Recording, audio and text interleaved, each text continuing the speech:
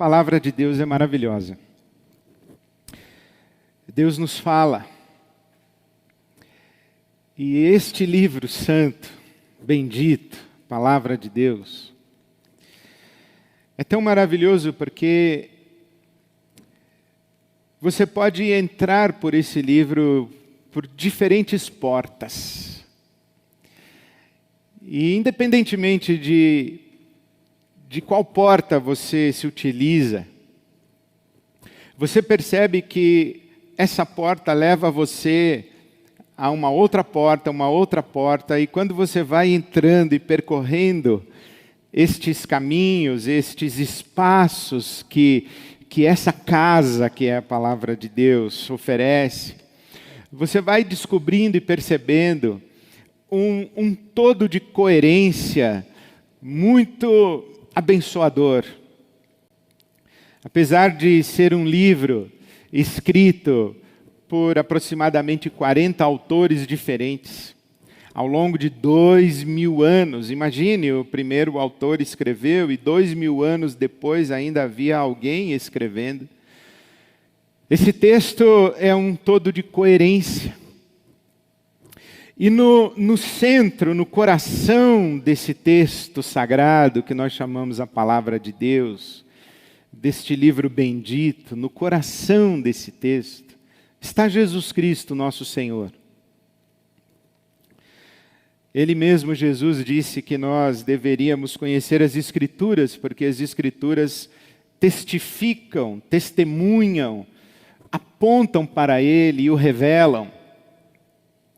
E quando Jesus percorre as Escrituras, conversando com os seus discípulos naquela estrada a caminho da cidade de Emaús, Jesus usa a lei, os profetas, e vai abrindo uma porta e outra porta e outra porta, e a cada novo ambiente que Jesus, para o qual Jesus leva os seus discípulos, ali as cores a respeito de Jesus vão ficando mais nítidas e Jesus vai sendo revelado.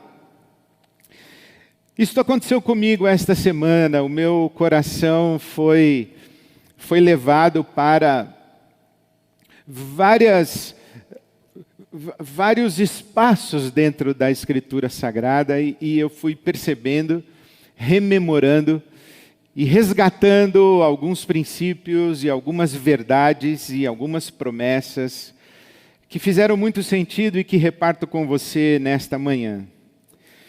Das portas que eu podia entrar, por alguma razão, o Espírito de Deus me levou a esta porta do capítulo 4 do livro do profeta Malaquias. Capítulo 4 do livro do profeta Malaquias. Quando o profeta está dizendo, e palavras de Deus na boca do profeta, certamente vem o dia, uma promessa, certamente vem o dia, ardente como uma fornalha. Todos os arrogantes e todos os malfeitores serão como palha. E aquele dia que está chegando, ateará fogo neles, diz o Senhor dos Exércitos. Não sobrará raiz ou galho algum. E é muito interessante que João Batista, quando fala de Jesus, João Batista, o precursor de Jesus, ele diz, olha, eu batizo vocês com água, mas chegará aquele que vai batizar vocês com fogo. E aqui está o profeta Malaquias dizendo, vai chegar o dia, vem aí o dia, ardente como uma fornalha. E esse dia vai consumir os arrogantes e os malfeitores. E esse dia ateará fogo neles. Porém, versículo 2 de Malaquias capítulo 4. Porém, mas para vocês que reverenciam o meu nome, diz o Senhor, o sol da justiça se levantará, trazendo cura em suas asas, e vocês sairão e saltearão como bezerros soltos do curral. O sol da justiça se levantará, trazendo cura em suas asas. Eu fiquei preso nesta promessa. O sol da justiça se levantará, trazendo cura em suas asas. Essa promessa de cura, trazendo cura. Bom, óbvio, nós estamos no meio de uma pandemia. Nós estamos ainda com um número de pessoas infectadas pelo coronavírus crescente. Nós estamos com um número de pessoas que estão falecendo, morrendo por causa da Covid-19 ainda muito alto. Nós estamos no meio de uma pandemia, nós estamos lidando com uma enfermidade, com uma doença mortal. Então esta promessa que Jesus traz cura, ela é extraordinária e, claro, encontrou um eco no meu coração.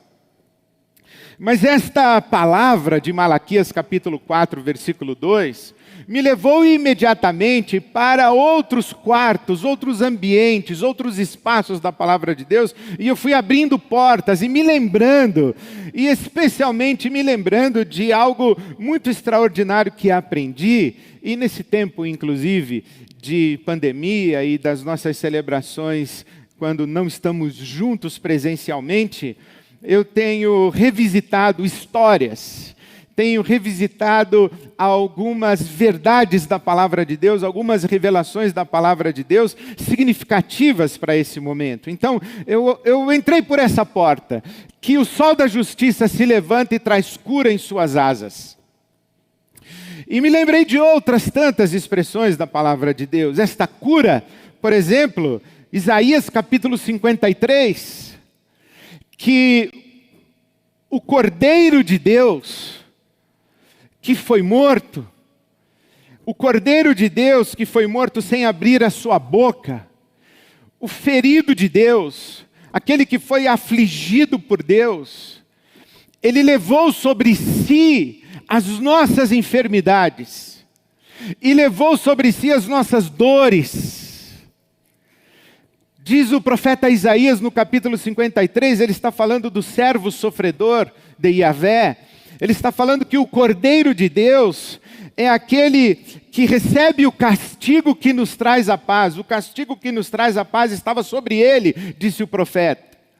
Então esta figura de Jesus que se coloca no nosso lugar e sofre o nosso padecimento para dar a nós, em lugar da nossa enfermidade, das nossas dores, do nosso sofrimento, a paz de Deus, a paz com Deus, a cura para as nossas enfermidades. Esta afirmação que Ele levou sobre si as nossas enfermidades, e Ele traz cura em suas asas, esta ideia de que Jesus é o nosso Salvador, mas Ele é o nosso curador. Ele é quem nos cura. Porque é possível ser salvo sem ser curado, sem ser sanado. É possível experimentar salvação que não resulte em cura. Para muita gente sim, porque a salvação, na cabeça de muita gente, é vista como uma experiência jurídica, uma transação judicial, em que o pecador é um réu que cometeu um crime grave contra Deus e ofendeu a justiça de Deus. Agora Deus está possuído de ira, e vai exercer a sua fúria condenatória sobre o pecador. Há um sermão, inclusive, muito famoso na história da tradição cristã, Pecadores nas mãos de um Deus irado. O O pregador foi um inglês chamado Jonathan Edwards. Pecadores nas mãos de um Deus irado. E essa ideia da salvação, em que nós, os seres humanos, nós ofendemos a Deus, cometemos um crime, um ato de rebeldia, de desobediência, e Deus está furioso para conosco, e então Ele é um juiz. Nós somos como o réu pecador, estamos no tribunal divino, temos o acusador, o tentador, a serpente, o dragão, o promotor nos acusando e reivindicando a nossa morte, a nossa condenação. Jesus é apresentado como advogado de defesa, mas não apenas como nosso advogado de defesa, mas aquele que cumpre em nosso lugar a pena que deveria caber a nós. É essa a ideia. O castigo que nos traz a paz estava sobre ele. Jesus morre na cruz e leva sobre si o castigo. Então nós recebemos o perdão por causa da morte de Jesus. E então agora nós somos réus, confessos, condenados, mas livres da pena, porque Jesus cumpre a pena em o nosso lugar. E então nós experimentamos o perdão de Deus, e passamos a aguardar a consumação da nossa salvação, que acontecerá no céu depois da nossa morte física. E enquanto isso, nós temos com Deus uma transação jurídica, em que Deus não imputa sobre nós o nosso pecado, mas nos reveste da justiça de Jesus. E é por isso que há pessoas que têm esse entendimento, um entendimento que se sustenta em muitas páginas da Escritura Sagrada, da Bíblia Sagrada, mas elas têm uma transação com Deus, em que recebem o perdão para o seu pecado e aguardam a salvação no céu. Mas talvez não se deem conta que salvação na Bíblia Sagrada é inclusive cura. Porque a mesma expressão que a Bíblia usa para a tua fé te salvou, é possível ser traduzida para a tua fé te curou. Há uma necessidade de restauração da nossa humanidade. Há uma necessidade de uma restauração da imagem de Deus em nós. O problema do pecado não é apenas que ele deixa Deus magoado. Se o problema todo fosse esse. A grande questão do pecado é que o pecado causa avarias em nós. O grande problema do pecado e do nosso afastamento de Deus, do nosso isolamento de Deus, da nossa rebeldia contra Deus, e das nossas práticas pecaminosas, porque o pecado é ao mesmo tempo a nossa atitude e postura diante de Deus, mas as coisas que fazemos uma vez que temos essa atitude para com Ele, a atitude de rebeldia e os atos concretos de rebelião, pecado e pecados. Então o grande problema do pecado e dos pecados é que quando nós vivemos dessa maneira, nós vamos nos desfigurando como seres humanos. Nós vamos nos dessensibilizando de nossos atributos pessoais conforme a imagem e semelhança de Deus. Nós sofremos déficits profundos, quer seja no nosso corpo físico, o que é mais óbvio, porque nós enfermamos, adoecemos e nós vamos morrer. À medida em que envelhecemos, nós vamos morrer e vamos morrer doentes, muito provavelmente. Mas também nós sofremos déficits, avarias e vamos nos degenerando nas dimensões da nossa emocionalidade, das nossas sensibilidades afetivas, das nossas potencialidades e capacidades cognitivas, das nossas virtudes relacionais, das nossas potências de vontades. Nós vamos nos enfraquecendo como seres humanos, nós vamos sendo menos do que estamos destinados a ser. E isso tudo vai gerando conflitos e vai gerando dores e vai machucando a nossa alma.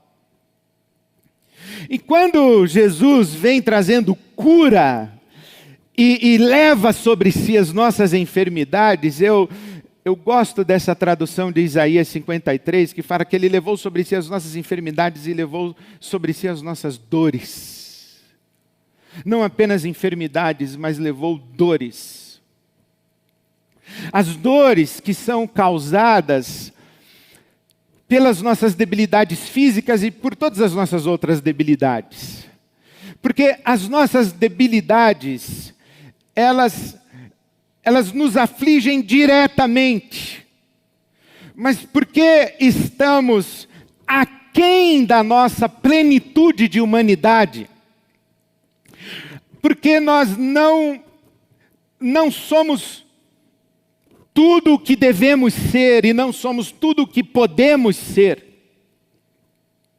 Nós agimos no mundo e nos expressamos no mundo de tal maneira a causar estragos ao nosso redor. Vamos imaginar uma coisa muito simples. Eu perco condição física de coordenação motora. E quando eu perco condição física de coordenação motora, eu derrubo coisas em cima de você. Eu esbarro em coisas, eu tropeço em coisas. Eu não me sustento. Eu caio ao chão, eu preciso que você me segure nos seus braços. E este meu estado, que não é necessariamente uma má conduta moral, não é necessariamente um pecado, o fato de eu não sustentar um copo de água nas minhas mãos e deixá-lo cair, não é maldade da minha parte, é porque eu perdi condição motora, eu perdi condição física e o copo caiu ao chão. E o copo pode ter ferido você, os estilhaços de vidro podem ter ferido você, mas eu não queria ter ferido você. Mas aconteceu. E quando eu vejo a minha condição de debilidade, eu sofro.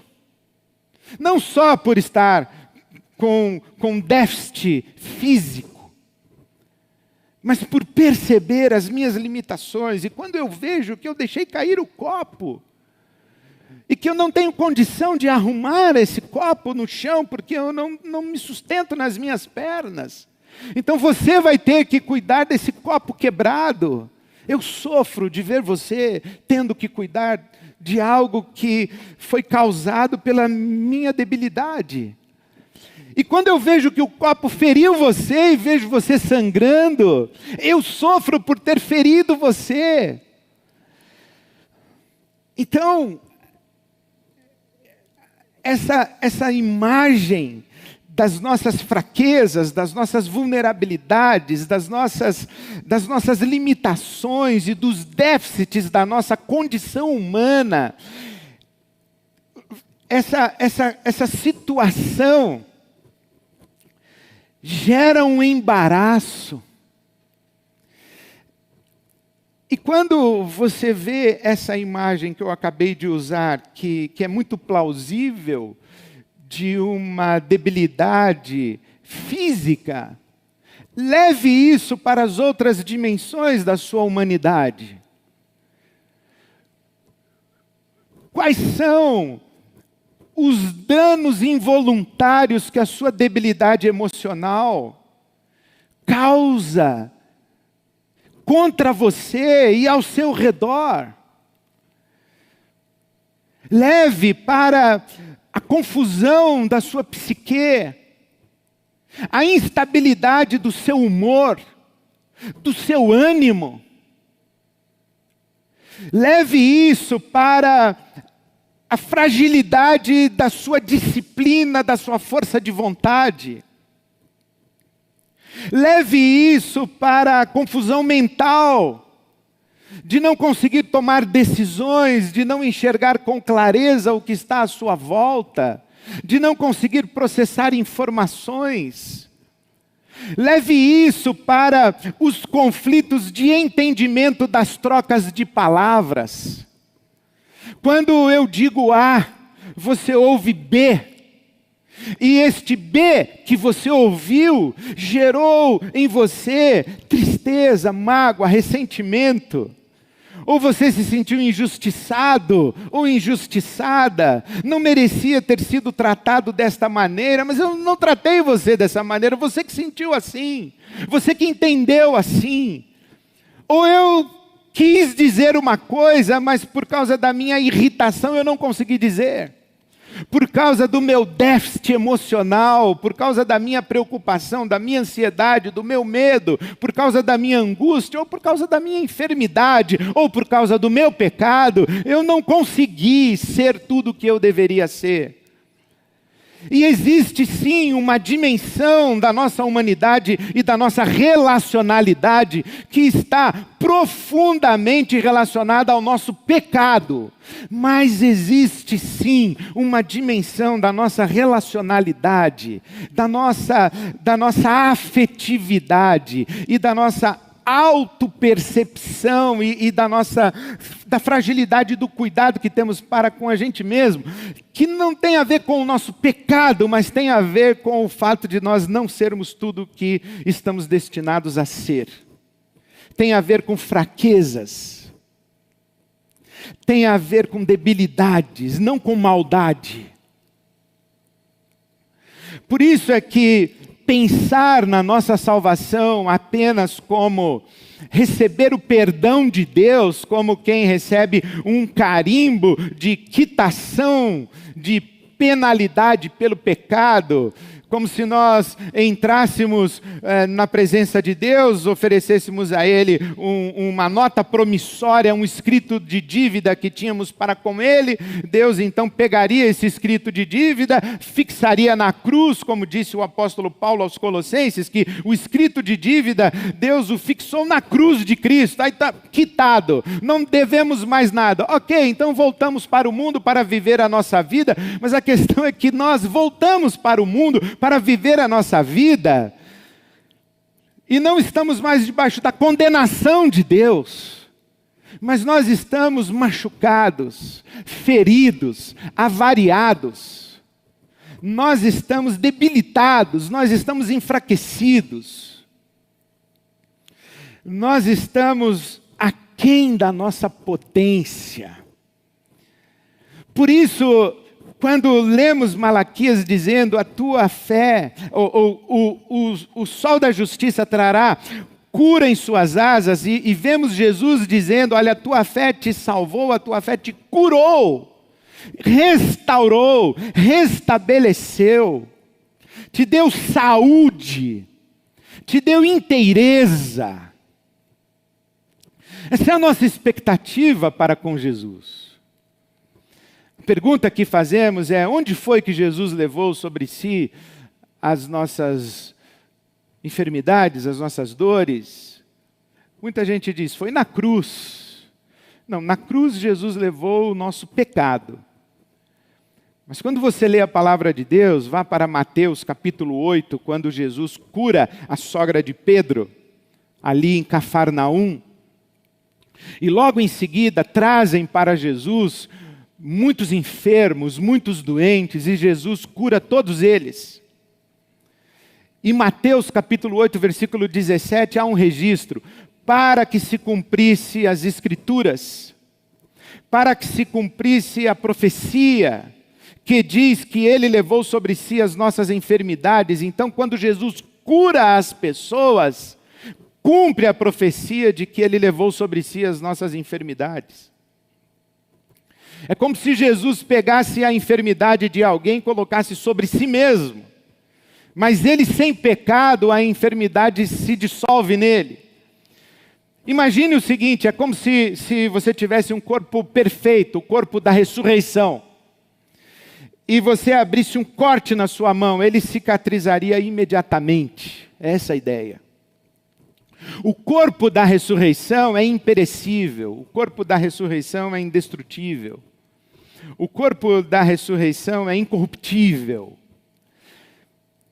Então a imagem que se tem quando Jesus toma sobre si as nossas enfermidades, ele sem pecado, a enfermidade não tem poder sobre ele, se dissolve nele.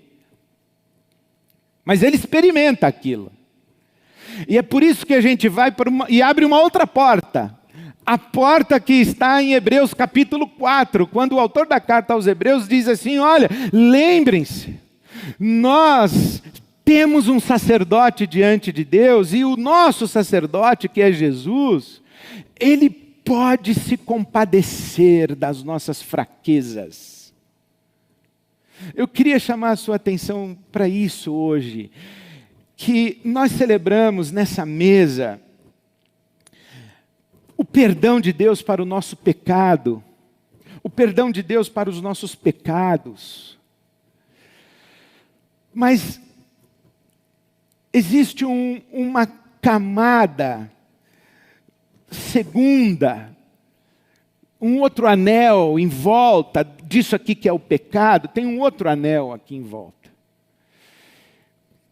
que são as nossas fraquezas,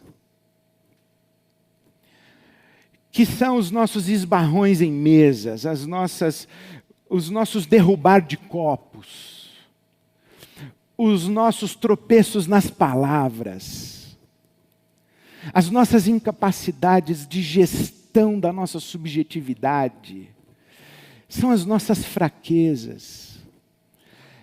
E a palavra de Deus diz que Jesus pode se compadecer das nossas fraquezas. E quando eu leio Isaías 53, que ele levou sobre si as nossas dores, é como se eu ouvisse Jesus dizendo para mim assim, Ed, eu sei que não foi por maldade. Eu sei que você não queria ter feito, não queria ter dito. Eu sei que você sabe, mas você não está conseguindo. E eu sei o quanto isso está fazendo você sofrer, o quanto isso dói. Eu sei disso. E eu posso me compadecer dessa sua fraqueza. E você pode me buscar, porque eu trouxe não apenas o perdão para o seu pecado, mas eu trouxe cura para você. Eu trouxe restauração das suas emoções, eu trouxe restauração da sua mente, eu trouxe luz para a sua cabeça, eu trouxe calor para o seu coração, eu trouxe vigor para o seu corpo, eu trouxe cura. E não apenas a cura para o meu corpo físico, mas a cura para as minhas dores de alma. E aí chego numa outra porta. Marcos capítulo 5. Quando se diz que logo depois que Jesus curou muitas pessoas, chegou um dos dirigentes da sinagoga, um homem chamado Jairo, e disse a Jesus, olha, minha filha está à beira da morte. Venha comigo, fale com a minha filha. E enquanto Jesus está a caminho da casa de Jairo, uma mulher, eu estou em Marcos capítulo 5, uma mulher que tem um sangramento, um fluxo hemorrágico, já havia 12 anos. Essa mulher que sangra sem parar, ela não tem apenas uma debilidade física, ela tem muitas dores em volta da sua dor física. Primeiro porque ela era cerimonialmente impura, uma mulher que sangra dentro da cultura bíblica, ela está impura, e tudo que ela toca é impuro, ou fica impuro. A cadeira onde ela se senta se torna impura, e não pode ser usada por mais ninguém. Aquilo que ela toca fica impuro. Isto significa que esta é uma mulher que não apenas tem uma debilidade física, uma doença,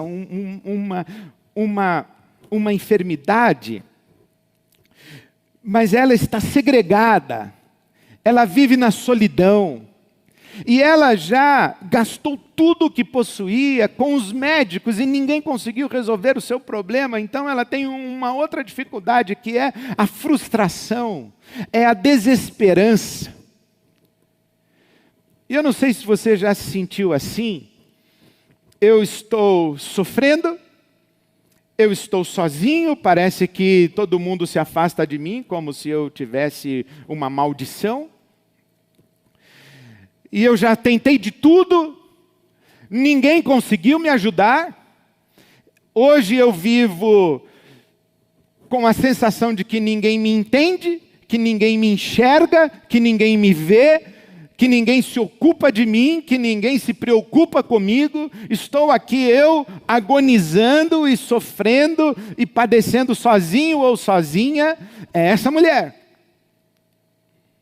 Mas então ela decide ir a Jesus e diz: se eu tão somente tocar na orla das suas vestes, se eu tocar no seu vestido, e acredito, porque assim os estudiosos orientam, é uma das compreensões mais lindas da Escritura. Em Números capítulo 15, Deus ordena e Moisés orienta ao povo que todo judeu deveria fazer prolongamentos em suas vestes e deixar com que fios se estendessem. Estes fios são chamados tzitzit. Eles prolongam das vestes dos judeus. São fios pendurados. E se você prestar atenção nos judeus ortodoxos, ainda hoje eles têm fios pendurados em suas roupas. Alguns usam esses fios pendurados nas roupas que estão por baixo da sua vestimenta, mas muitos têm os fios aparentes. Este tzitzit, estes fios nas vestes, é esta afirmação de Malaquias 4:2, que o sol da justiça se levantará e trará cura nos fios das suas vestes, nas suas asas, a expressão ali é no seu tzitzit.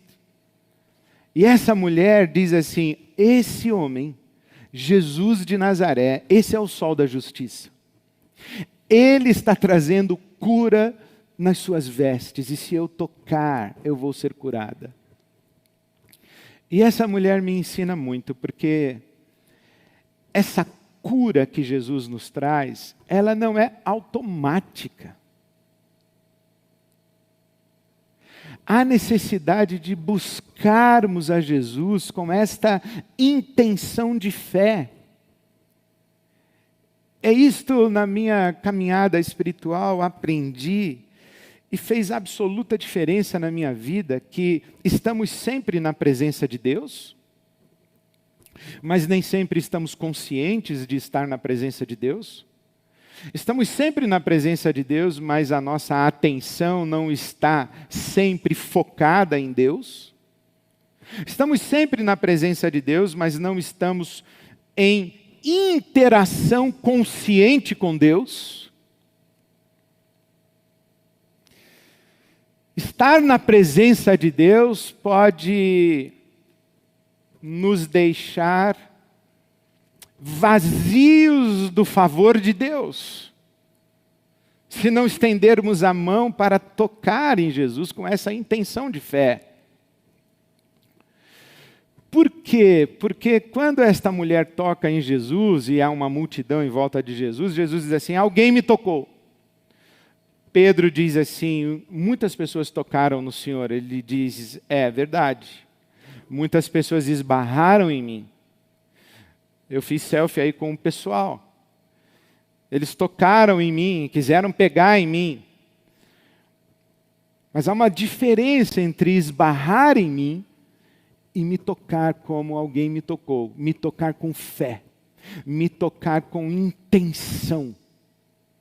Me tocar de dentro de um desespero, me tocar diante de uma profunda aflição, me tocar sabendo quem sou, me tocar com expectativa de receber o meu favor. Sabe que há uma multidão seguindo a Jesus, mas no meio da multidão seguindo a Jesus tem uma multidão seguindo a multidão. Já viu quando acontece nos grandes centros que tem uma confusão na praça, aí você chega lá na praça, no meio da multidão, você fica querendo saber o que tem lá no meio, e aí você pergunta para a pessoa que está na sua frente, diz assim, o que está acontecendo? O que está acontecendo ali? E a outra pessoa diz assim, também não sei, também não sei. Isso acontece, as nossas igrejas estão cheias de gente curiosa, esticando o pescoço.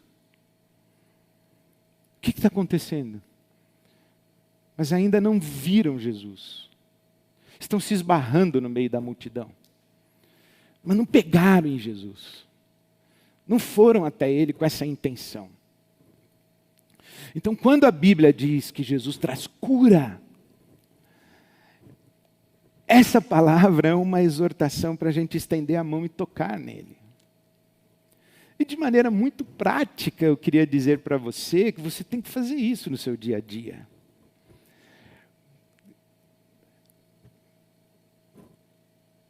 Henry Nouwen, que é um mestre espiritual, ele diz que as nossas disciplinas espirituais, exemplo, a leitura da Escritura, a meditação, a oração, o louvor, o jejum, o silêncio, o descanso, o retiro para a solitude, são disciplinas espirituais. O Henry Nouwen diz que as disciplinas espirituais criam dentro de nós um espaço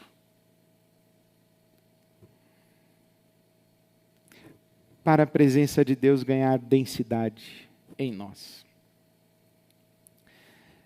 É esse tocar em Jesus intencional. Você já teve um momento em que você diz assim, eu preciso ficar sozinho um pouco. Eu preciso ficar em silêncio um pouco. Eu preciso de espaço. Então, essa é a hora de você tocar em Jesus. Buscá-lo intencionalmente, dizendo, Senhor, eu vim suplicar o teu favor e a tua cura. Eu vim carregado por essa palavra e por essa promessa de que o Senhor traz cura, e eu vim tocar no Senhor. Eu fico imaginando nas nossas celebrações, nos nossos ajuntamentos, quantas pessoas estão presentes, mas quantas de fato tocaram? Quantas de fato fazem silêncio, criam um espaço interior para que a presença de Deus ganhe densidade? Quantas de fato focam a atenção exclusiva em Deus? Essa busca intencional. Essa busca do nosso sacerdote que pode se compadecer de nós. Esse é o segredo espiritual para a nossa saúde integral. Tocar com fé na pessoa de Jesus para que sejamos restaurados. Nós vamos em direção a Jesus em busca de perdão, mas isso nós já temos. A palavra de Deus diz que nenhuma condenação há para aqueles que estão em Cristo Jesus.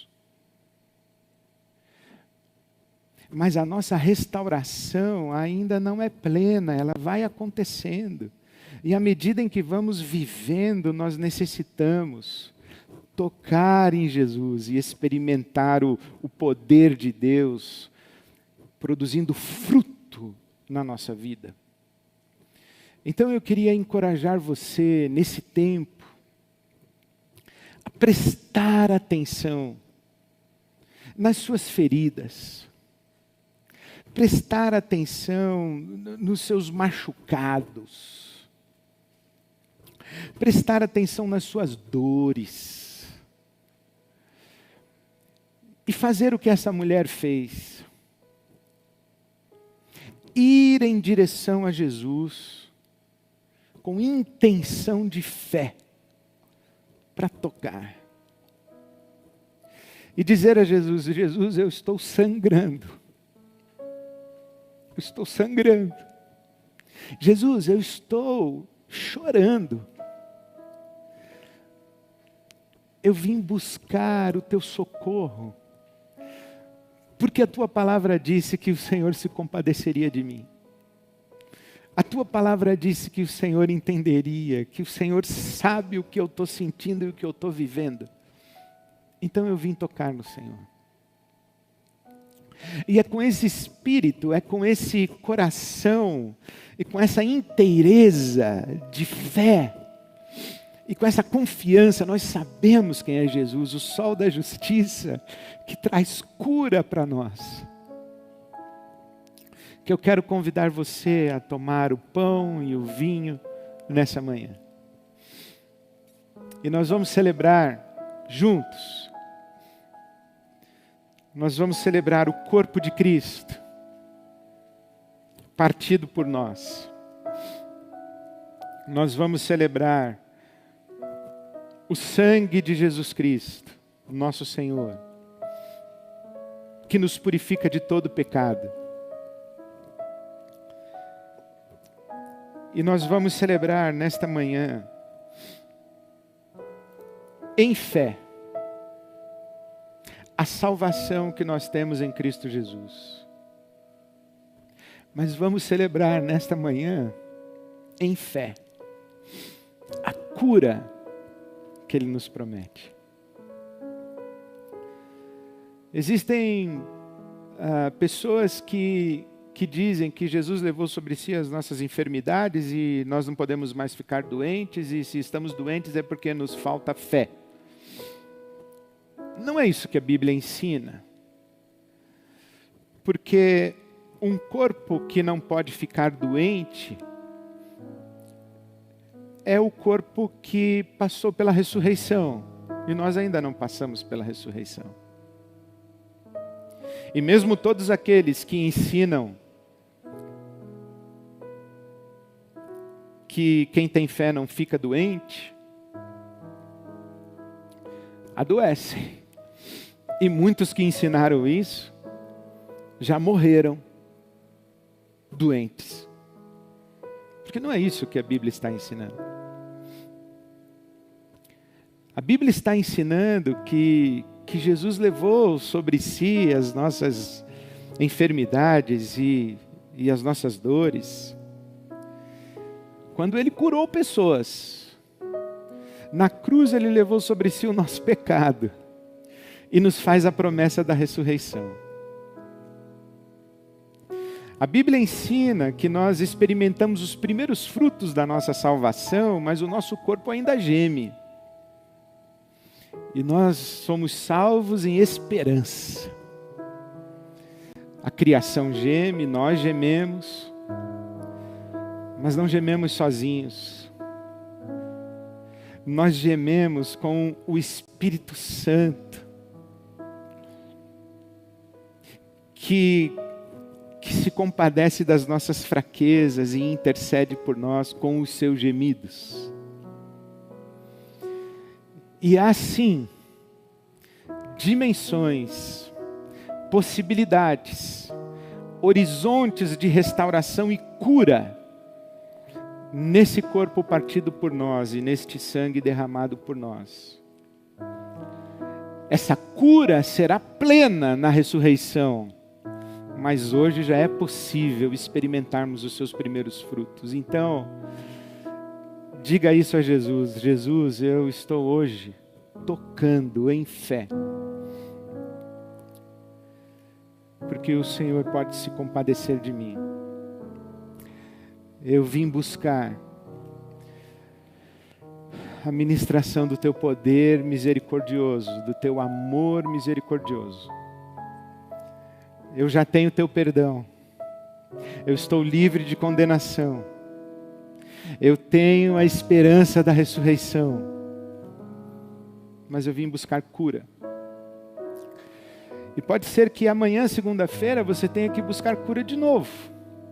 Na terça-feira de novo. Na quinta-feira de novo. Na sexta-feira de novo. Para que você seja restaurado, restaurada. até aquele dia quando a glória de Jesus será plena em você, em mim e em todos nós. Eu convido você a tomar o seu pão, que representa o corpo de Jesus Cristo, nosso Senhor, e orar comigo antes de comermos juntos.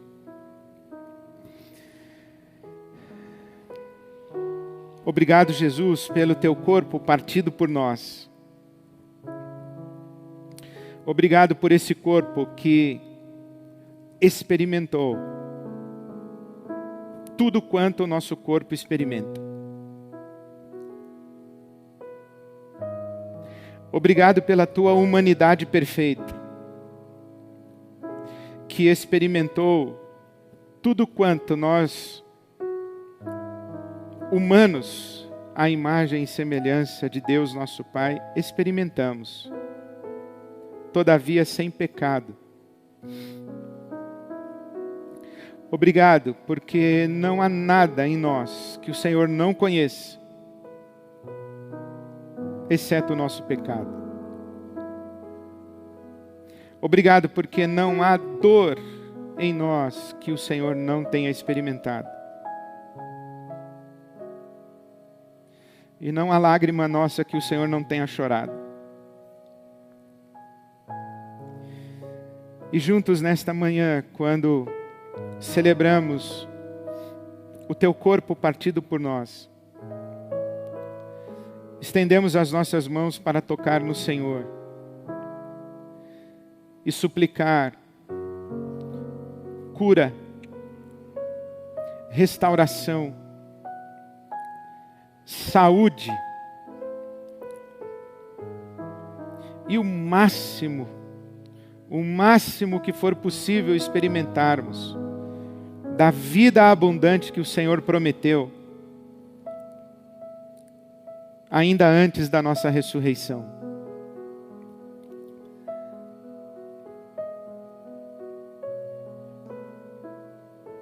Que do Senhor saia virtude e poder,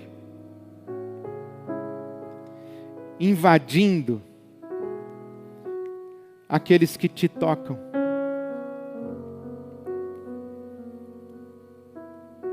Oramos assim em gratidão e em glória ao teu nome.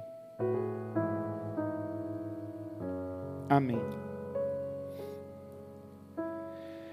Comamos juntos.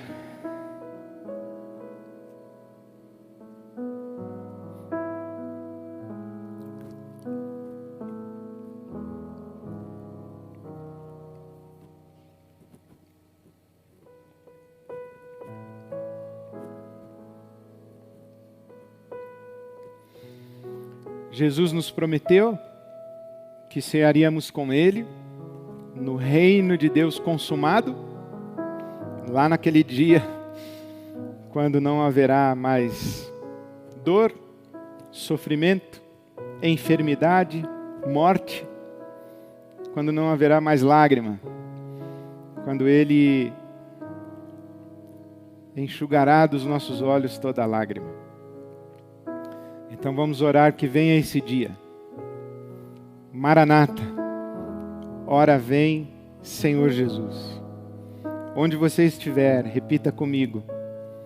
Maranata, ora vem, Senhor Jesus. Amém. Bebamos juntos.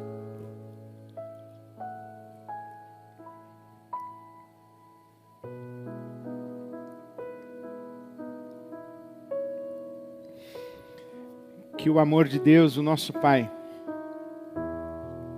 a graça maravilhosa de Jesus Cristo, nosso Senhor, a comunhão e a consolação do Espírito Santo, seja sobre você, a sua casa, sobre todo o povo de Deus espalhado na face da terra, até aquele dia.